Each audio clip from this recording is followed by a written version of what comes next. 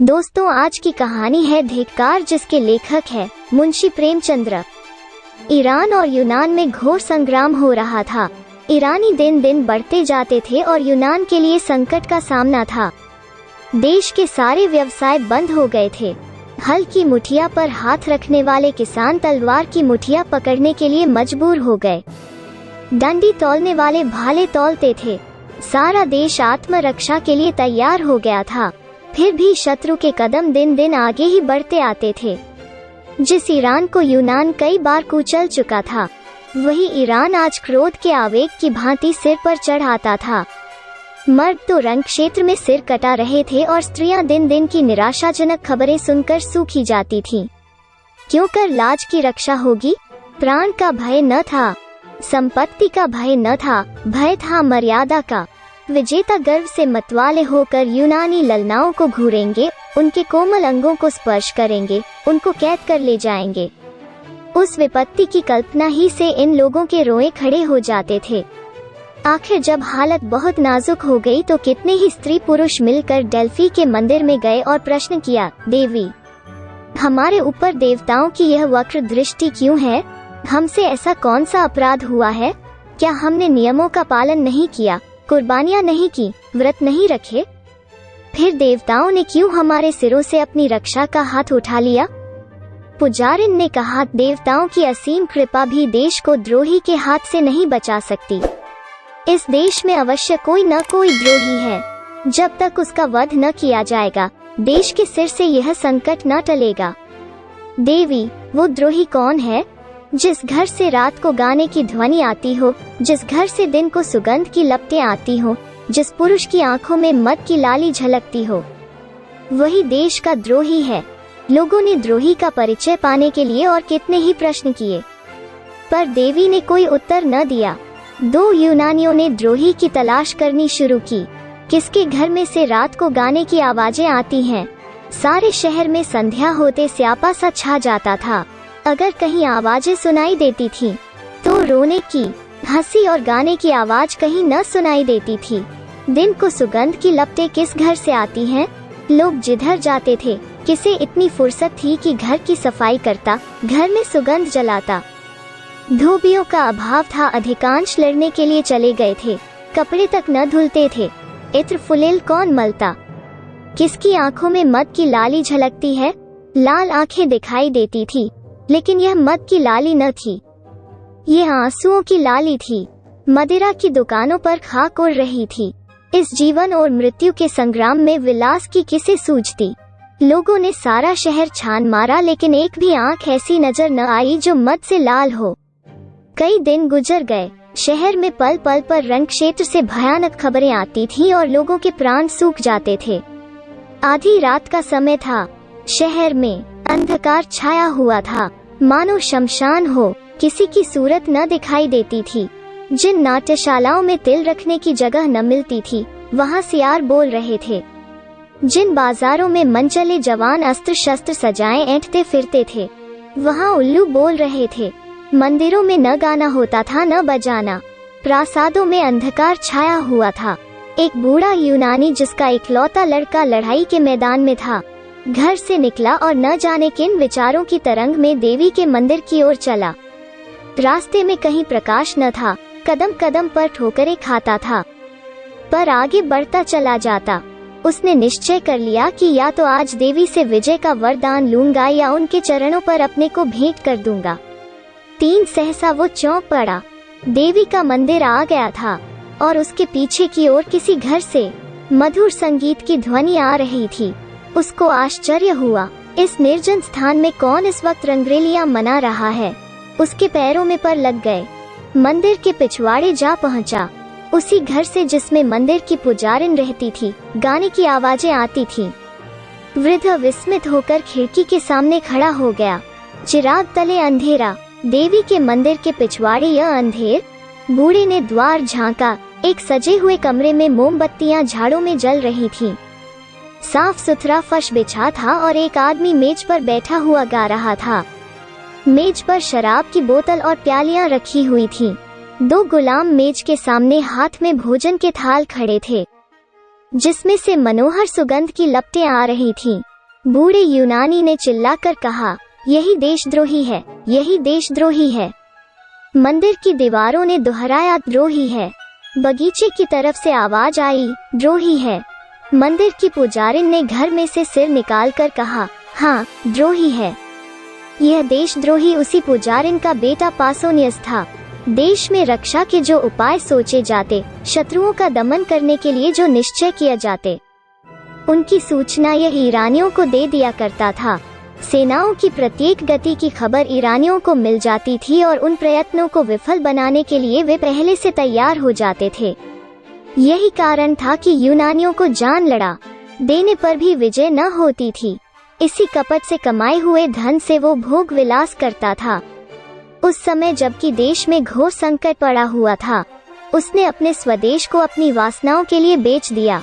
अपने विलास के सिवा और किसी बात की चिंता न थी। कोई मरे या जिए, देश रहे या जाए, उसकी बला से केवल अपने कुटिल स्वार्थ के लिए देश की गर्दन में गुलामी की बेड़ियां डलवाने पर तैयार था।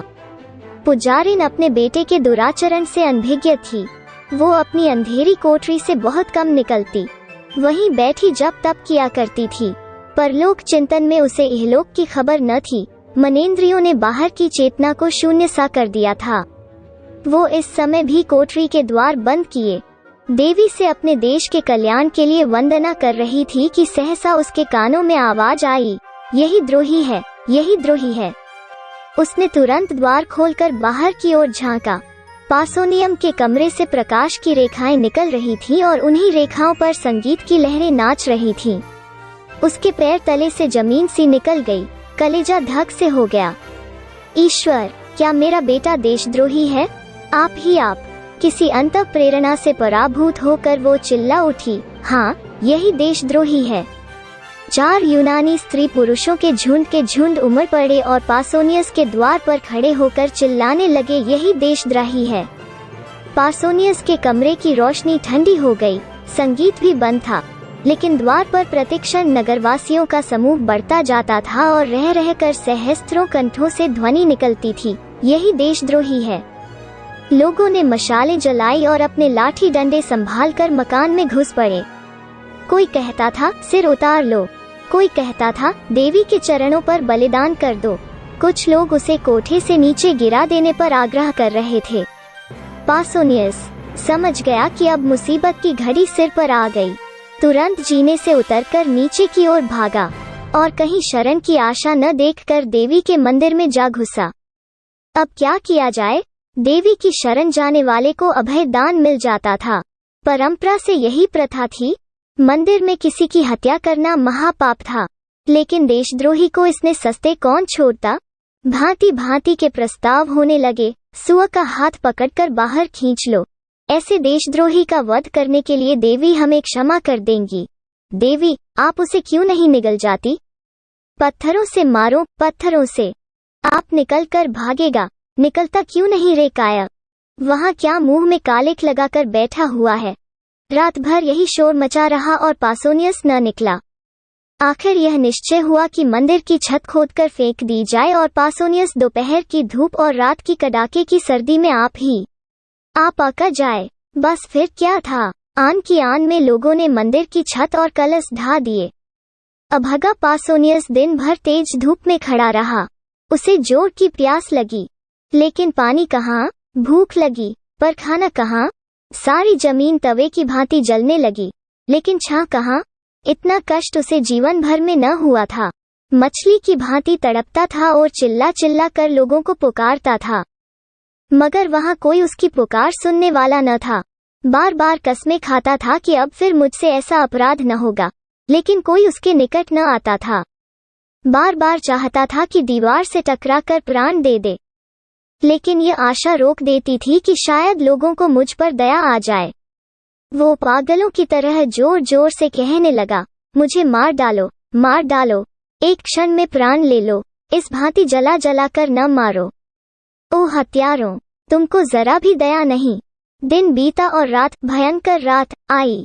ऊपर तारागण चमक रहे थे, मानो उसकी विपत्ति पर हंस रहे हों। ज्यों ज्यों रात बीतती थी, देवी विकराल रूप धारण करती जाती थी। कभी वो उसकी ओर मुंह खोलकर लपकती, कभी उसे जलती हुई आंखों से देखती। उधर क्षण क्षण सर्दी बती जाती थी। पासोनियस के हाथ पांव अकने लगे, कलेजा कांपने लगा।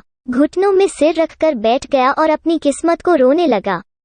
कुर्ते की खींच कर कभी पैरों को छिपाता, कभी हाथों को, यहाँ तक कि इस खींचातानी में कुर्ता भी फट गया। आधी रात जाते जाते बर्फ गिरने लगी। दोपहर को उसने सोचा गर्मी ही सबसे कष्टदायक है। ठंड के सामने उसे गर्मी की तकलीफ भूल गई। आखिर शरीर में गर्मी लाने के लिए एक हिम्मत सूझी। वो मंदिर में इधर उधर दौड़ने लगा, लेकिन विलासी जीव था, जरा देर में हौंफ कर गिर पड़ा। 5 प्रातःकाल लोगों ने किवाड़ खोले तो पासोनियस को भूमि पर पड़े देखा। मालूम होता था उसका शरीर अक गया है। बहुत चीखने चिल्लाने पर उसने आंखें खोली, पर जगह से हिल न सका। कितनी दयनीय दशा थी, किंतु किसी को उस पर दया न आई। यूनान में देशद्रोह सबसे बड़ा अपराध था और द्रोही के लिए कहीं क्षमा न थी, कहीं दया न थी। एक, अभी मरा है। दूसरा, द्रोहियों को मौत नहीं आती। तीसरा, पड़ा रहने दो, मर जाएगा। चौथा, मक्र किए हुए है। पांचवा, अपने किए की सजा पा चुका है, अब छोड़ देना चाहिए। सहसा पासोनियस उठ बैठा और उद्दंड भाव से बोला, कौन कहता है कि इसे छोड़ देना चाहिए? नहीं, मुझे मत छूना, वरना पछताओगे। मैं स्वार्थी हूँ, विषय भोगी हूँ, मुझ पर भूलकर भी विश्वास न करना। आह, मेरे कारण तुम लोगों को क्या क्या झेलना पड़ा, इसे सोचकर मेरा जी चाहता है कि अपनी इंद्रियों को जलाकर भस्म कर दूं। मैं अगर 100 जन्म लेकर इस पाप का प्रायश्चित करूं, तो भी मेरा उद्धार न होगा। तुम भूलकर भी मेरा विश्वास न करो। मुझे स्वयं अपने ऊपर विश्वास नहीं। विलास के प्रेमी सत्य का पालन नहीं कर सकते। मैं अब भी आपकी कुछ सेवा कर सकता हूँ। मुझे ऐसे ऐसे गुप्त रहस्य मालूम है, जिन्हें जानकर आप ईरानियों का संहार कर सकते हैं।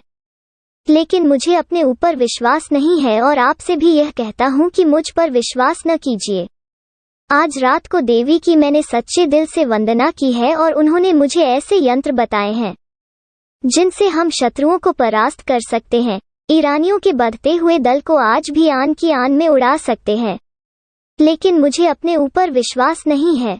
मैं यहाँ से बाहर निकलकर इन बातों को भूल जाऊंगा। बहुत संशय है कि फिर ईरानियों की गुप्त सहायता करने लगूं। इसलिए मुझ पर विश्वास न कीजिए। एक यूनानी, देखो देखो क्या कहता है। दूसरा, सच्चा आदमी मालूम होता है।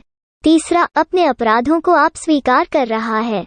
चौथा, इसे क्षमा कर देना चाहिए और यह सब बातें पूछ लेनी चाहिए। पांचवा, देखो, यह नहीं कहता कि मुझे छोड़ दो, हमको बार बार याद दिलाता जाता है कि मुझ पर विश्वास न करो। छठा, रात भर के कष्ट ने होश ठंडे कर दिए, अब आंखें खुली है। पासोनियस, क्या तुम लोग मुझे छोड़ने की बातचीत कर रहे हो? मैं फिर कहता हूँ, मैं विश्वास के योग्य नहीं हूँ। मैं द्रोही हूँ। मुझे ईरानियों के बहुत से भेद मालूम है। एक बार उनकी सेना में पहुंच जाऊं तो उनका मित्र बनकर सर्वनाश कर दूं। पर मुझे अपने ऊपर विश्वास नहीं है। एक यूनानी धोखेबाज इतनी सच्ची बात नहीं कह सकता। दूसरा, पहले स्वार्थांध हो गया था, पर अब आंखें खुली हैं। तीसरा, देशद्रोही से भी अपने मतलब की बातें मालूम कर लेने में कोई हानि नहीं है। अगर वो अपने वचन पूरे करे तो हमें इसे छोड़ देना चाहिए। चौथा, देवी की प्रेरणा से इसकी काया पलट हुई है। पांचवा, पापियों में भी आत्मा का प्रकाश रहता है और कष्ट पाकर जागृत हो जाता है। यह समझना कि जिसने एक बार पाप किया वो फिर कभी पुण्य कर ही नहीं सकता। मान चरित्र के एक प्रधान तत्व का अपवाद करना है। छठा, हम इसको यहाँ से गाते बजाते ले चलेंगे। जन समूह को चकमा देना कितना आसान है। जनसत्तावाद का सबसे निर्बल अंग यही है। जनता तो नेक और बद की तमीज नहीं रखती। उस पर धूर्तों रंगे सियारों का जादू आसानी से चल जाता है। अभी एक दिन पहले जिस पासोनियस की गर्दन पर तलवार चलाई जा रही थी, उसी को जलूस के साथ मंदिर से निकालने की तैयारियां होने लगीं। क्योंकि वो धूर्त था और जानता था कि जनता की कील क्यों कर घुमाई जा सकती है। एक स्त्री, गाने बजाने वालों को बुलाओ, पासोनियस शरीफ है। दूसरी, हाँ, पहले चलकर उससे क्षमा मांगो, हमने उसके साथ जरूरत से ज्यादा सख्ती की। पासोनियस, आप लोगों ने पूछा होता तो मैं कल ही सारी बातें आपको बता देता। तब आपको मालूम होता कि मुझे मार डालना उचित है या जीता रखना। कई स्त्री पुरुष, हाय हाय, हमसे बड़ी भूल हुई। हमारे सच्चे पासोनियस। सहसा एक वृद्धा स्त्री किसी तरफ से दौड़ती हुई आई और मंदिर के सबसे ऊंचे जीने पर खड़ी होकर बोली, तुम लोगों को क्या हो गया है? यूनान के बेटे आज इतने ज्ञान शून्य हो गए हैं कि झूठे और सच्चे में विवेक नहीं कर सकते। तुम पासोनियस पर विश्वास करते हो, जिस पासोनियस ने सैकड़ों स्त्रियों और बालकों को अनाथ कर दिया, सैकड़ों घरों में कोई दिया जलाने वाला न छोड़ा, हमारे देवताओं का, हमारे पुरुषों का घोर अपमान किया। उसकी 2-4 चिकनी चुपड़ी बातों पर तुम इतने फूल उठे। याद रखो, अब की पासोनियस बाहर निकला तो फिर तुम्हारी कुशल नहीं। यूनान पर ईरान का राज्य होगा और यूनी ललनाएं ईरानियों की कुदृष्टि का शिकार बनेंगी। देवी की आज्ञा है कि पासोनियस फिर बाहर न निकलने पाए। अगर तुम्हें अपना देश प्यारा है, अपनी माताओं और बहनों की आबरू प्यारी है, तो मंदिर के द्वार को चिन्ह दो, जिससे देशद्रोही को फिर बाहर न निकलने और तुम लोगों को बहकाने का मौका न मिले। यह देखो, पहला पत्थर मैं अपने हाथों से रखती हूँ। लोगों ने विस्मित होकर देखा, यह मंदिर की पुजारिन और पासोनियस की माता थी। दम के दम में पत्थरों के ढेर लग गए और मंदिर का द्वार चुन दिया गया। पासोनियस भीतर दांत पीसता रह गया। वीर माता, तुम्हें धन्य है। ऐसी ही माता से देश का मुख उज्ज्वल होता है, जो देश हित के सामने मातृ स्नेह की धूल बराबर परवाह नहीं करती। उनके पुत्र देश के लिए होते हैं, देश पुत्र के लिए नहीं होता। आज की कहानी में बस इतना ही। धन्यवाद।